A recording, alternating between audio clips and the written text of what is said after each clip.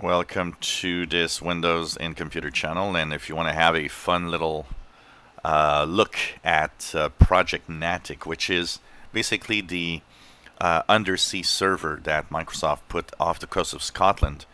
Well, one of the cool things about that is that they have live cameras that are showing the undersea, um, you know, the fish and the servers themselves. The idea behind the cameras is really not to just look at fish, but to look at how the data center that's undersea can actually cope with, ocean waves, currents, storms, and just how it degrades over time. It's really kind of an experiment to see how it goes.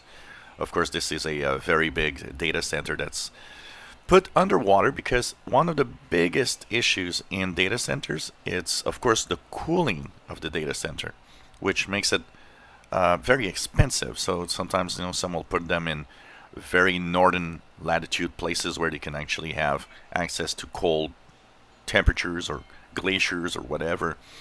Of course, in the mid regions where it could be hot, well, they spend tons and tons of money on just cooling down the data centers. So this experiment here is to see if they can cool down the data centers by putting them in the ocean floor, because the places where they choose, the temperature of the ocean floor is actually quite cold. So, of course, webcams are available. I'll post the link to this website. If it takes a little bit of time to load, don't worry. It is a heavy page, including probably because of the videos.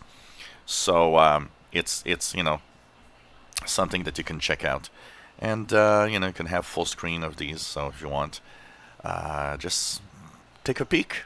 The link to this web page is in the description below the video.